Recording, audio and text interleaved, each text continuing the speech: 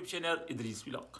आज के व्लॉग में हम बात करने वाले हैं कैसे आप ट्रिप एक सस्ता ट्रैवल कर सकते हैं, कैसे आप अपने पासपोर्ट को अच्छा कर सकते हैं, पाकिस्तानी पासपोर्ट को आप स्ट्रॉन्ग कर सकते हैं ताकि आप बड़ी कंट्रीज़ जो कि यूएस, ऑस्ट्रेलिया हो गई, कनाडा हो गई, इंग्लैंड हो गई, यहाँ पे आप वीज़ा अप्लाई कर सकें। यूरोपियन स्टेट की तरफ वीज़ा अप्लाई करने से पहले आपको क्या क्या चीज़ें चाहिए होती हैं और क्या क्या वे हैं आपके पास कि आप इन कंट्रीज़ में जा सकें, अपने पासपोर्ट को बेहतर कैसे बनाएं। उसके अलावा हम फिर कुछ एजेंट्स की हवाले से बात करेंगे।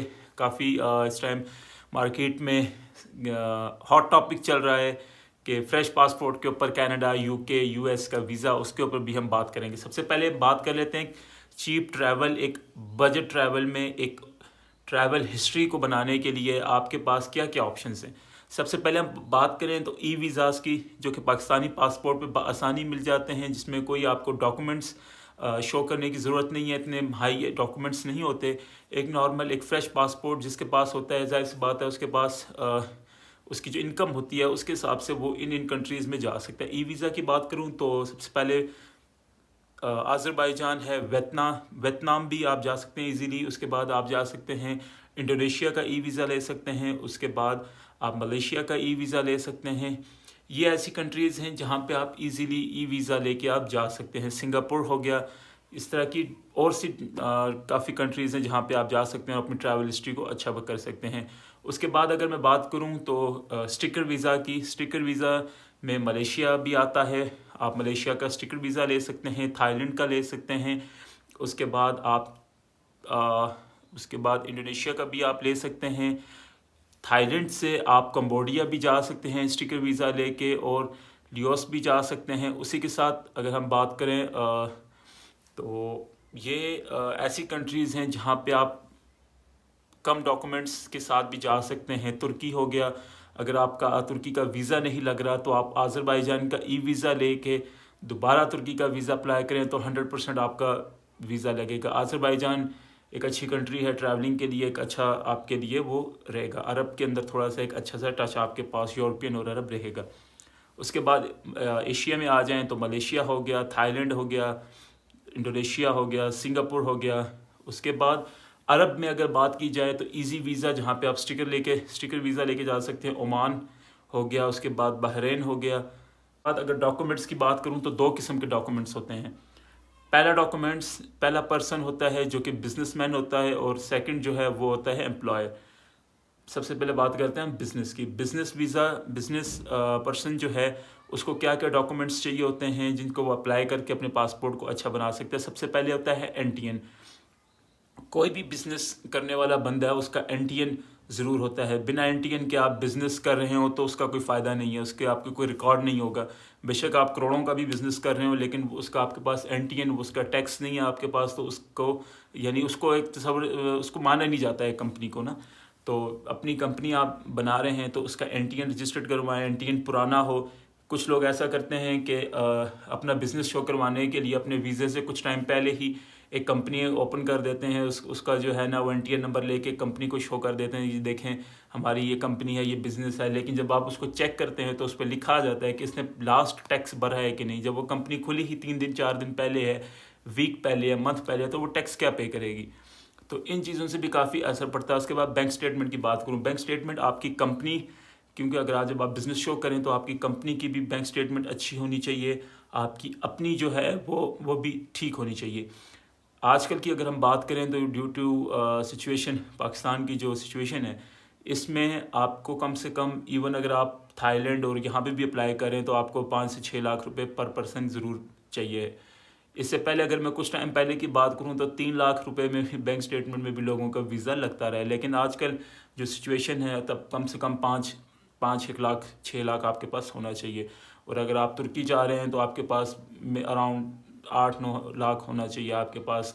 5 से ऊपर होना चाहिए, एवरेज 5 ही तस्वर की जाती है, क्योंकि 5 लाख को जब आप US में कन्वर्ट करते हैं तो एक अच्छी अमाउंट बनती है, एक ऐसी अमाउंट बनती है जो सर्वाइव के लिए काफ़ी होती है। उसके बाद बात करता चलूँ तो ये डॉक्यूमेंट्स आपके ज़रूर होने चाहिए आपके पास।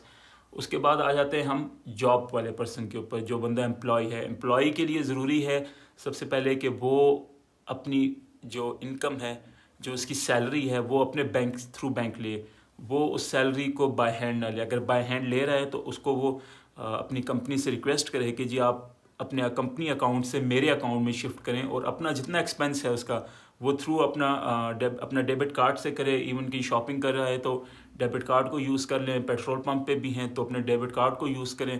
اسی طرح جو بزنس مین ہیں وہ اپنی جتنی چھوٹی بڑی ٹرانزیکشن ہیں، میں کہتا ہوں اگر 1000 روپے کی بھی ٹرانزیکشن ہے، وہ آپ نے کسی کو پیسے سینڈ کرنے ہیں تو اس کو اپنے بینک سے کیجئے، تاکہ وہ ایک اچھا آپ کا امیج ہے. آپ کی جو اکاؤنٹ کی اوپننگ اور کلوزنگ بیلنس ہے وہ اپ ڈاؤن ہوتی رہے گی، اس میں سم جو ہے آپ کا زیادہ جاتا رہے گا، اور ایک اچھی اماؤنٹ آپ کا جو بینک اسٹیٹمنٹ، آپ کی جو بینک اسٹیٹمنٹ ہوگی وہ ایک اچھی شو ہوگی. اسی طرح جو امپلائر ہے وہ اپنے 6 منتھ کی جو ہے اپنی سیلری جو ہے وہ اپنے بینک میں ہی لے، اور ایک ہی اکاؤنٹ ہونا چاہیے، ایک ہی ڈیٹ ہونی چاہیے. یہ نہیں ہے آج سیلری 10 کو آ رہی ہے، اگلی سیلری 20 کو آ رہی ہے. ایک ہی سیلری کا ایک ہی دن ہونا چاہیے جس میں سیلری اس کے اکاؤنٹ میں ڈپازٹ ہو رہی ہے اور آگے وہ ایکسپینس اپنے کر رہا ہے. اور اس کے پاس بھی کم سے کم اتنا اماؤنٹ ہونا چاہیے کہ اگر وہ ملیشیا جا رہا ہے تو سروائیو کر سکے. کافی لوگوں کو ملیشیا سے ڈپورٹ کر دیا جاتا ہے ایئرپورٹ سے ہی، کیونکہ یا تو وہ بہت گھبرا جاتے ہیں، مین ریزن ہوتی ہے گھبرانے کی، وہ ادھر جاتے ہیں ڈر جاتے ہیں کہ پتہ نہیں اب یہ کیا کریں گے یہ کیا. لیکن وہ آپ سے جینوئن سوال پوچھتے ہیں کہ آپ ٹورسٹ ویزا پہ آئے ہو تو ہمیں بتا دو کہ ہمارے یہاں پہ کیا ٹورسٹ پوائنٹ ہیں. لوگوں کے علم ہی نہیں ہوتا، جس وجہ سے وہ کہتے ہیں کہ شاید یہ بندہ یہاں پہ ٹورسٹ نہیں، یہ بندہ کسی اور جاب کے سلسلے میں آیا، تو وہ ڈپورٹ کر دیتے ہیں، جس میں لوگوں کا کافی لاس ہوتا ہے. یہ ڈاکومنٹس جو میں نے آپ کو بتایا یہ آپ ریڈی کیجئے تو آپ اپنے پاسپورٹ کو اچھا بنا سکتے ہیں. اس کے بعد آپ یورپ میں بھی اپلائی کر سکتے ہیں، آپ US UK کینیڈا کسی بھی کنٹری میں اپلائی کر سکتے ہیں. آپ کا ویزا کبھی ریجیکٹ نہیں ہوگا، کیونکہ ویزا جو ہے نا یہ ڈپینڈ کرتا ہے آپ کی بینکس، آپ کے ڈاکومنٹس کے اوپر. آپ کے ڈاکومنٹس اچھے نہیں ہوں گے، ٹھیک ہے، آپ کے ڈاکومنٹس ایک پراپر پریپیئر نہیں ہوں گے تو ان کا کوئی مقصد نہیں ہے. آپ بے شک US بھی کیوں نہ گئے ہوں، آپ کے ڈاکومنٹس اچھے نہیں ہیں تو آپ کو نیکسٹ کنٹری ویزا نہیں دے گی. تو ساری گیم ہوتی ہے ڈاکومنٹس کی.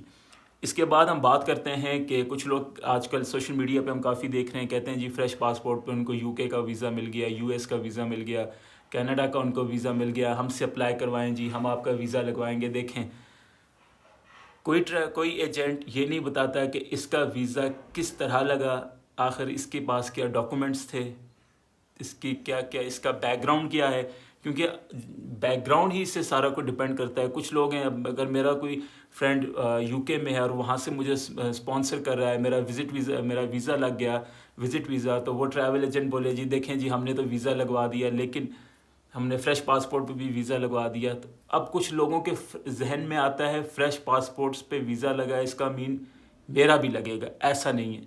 یہ جو فریش پاسپورٹ پہ ویزا لگتا ہے یہ ان لوگوں کے لگتے ہیں جن کے یا تو بیک گراؤنڈ بہت سٹرونگ ہوتا ہے، ان کے پاس ایک اچھی کمپنی ہوتی ہے، وہ فریش پاسپورٹ پہ ہی پہلی بار US ہی جا رہے ہیں، وہ کہیں کسی اور کنٹری میں نہیں جا رہے، لیکن ان کے پاس اتنی پراپرٹی ہے، اتنی ان کے پاس اتنا پیسہ ہے ان کے بینک میں کہ ان کو بھی پتہ ہے یار اگر اس کے اکاؤنٹ میں 80-90 لاکھ روپے ہے تو یہ بھاگے گا تو نہیں یہاں سے. اس کے پاس اتنی اچھی کمپنی ہے تو یہ ہمارے ملک میں آ رہا ہے تو ظاہر سی بات ہے یہ کچھ یعنی اس کے اپنے ٹورسٹ وے پہ ہی آ رہا ہے. لیکن جب ایک عام بندہ جس کے اکاؤنٹ میں 10-20 لاکھ ہوتے ہیں اور اس کے پاس نوکری بھی اتنی اچھی نہیں ہوتی، اس کا بزنس بھی کوئی اتنا بڑا نہیں ہوتا، اور وہ یہ سوچ کے اپلائی اپنے پیسے پھنساتے ہیں کہ جی یہ جن نے کہا تھا جی کہ فریش پاسپورٹ میں میرا لگ رہا ہے ویزا تو میرا بھی لگے گا، ایسا بالکل نہیں ہے. ایسے فراڈ سے ضرور بچیں. یہ جو انڈسٹری ہے کنسلٹنٹ کی، اس میں آپ کو اچھے لوگ بھی ملیں گے اور اس میں آپ کو برے لوگ بھی ملیں گے. تو اپنے آپ جب آپ کہیں پہ بھی اپلائی کر رہے ہیں، ایون اسپیشلی بڑی کنٹریز میں، یورپین کنٹریز میں ہو گیا یا ان جیسی بڑی کنٹریز میں، تو ضرور ایک بار اپنی تسلی کیجئے گا، اپنے آپ جو ہے نا مائنڈ سے سیٹسفائیڈ ہو اور ٹیکنیکلی چیزوں کو دیکھیں. یہ نہیں ہے جی فیس بک پہ دیکھا جی اس کے تو 30 ویزے لگ رہے ہیں مہینے کے، واہ جی واہ یہ تو بڑا وہ ہے. وہ ویزے کہیں اور سے بھی اٹھا کے اپنے وال پہ لگا سکتے ہیں کہ جی ہم نے دیکھو اتنے ویزے لگوا دیے. تو تھوڑا سا جینوئنلی سوچیں. آپ خود بھی یہ سوچیں یار میرے پاس اب کئی ایسے لوگ فیس بک بھرا پڑا ہے، ٹھیک ہے، یوٹیوب بھی بھرا پڑا ہے، یوٹیوبر بھی ہیں اور بڑے ہائی سبسکرائبر فالورز بھی ہیں جو کہتے ہیں جی ہم نے بنا آپ کے ڈاکومنٹس کے آپ سے ویزا ہم آپ کو دلوائیں گے. بنا ڈاکومنٹس کے آپ کے ویزا کیسا لگ سکتا ہے؟ وہ اپنے ڈاکومنٹس لگائیں گے. میں نے ایک دو بندوں سے رابطہ کیا, میں نے کہا ذرا چیک کرتے ہیں پروسیس کیا ہے. اسلام آباد کے اندر بڑا نام ہے ان کا.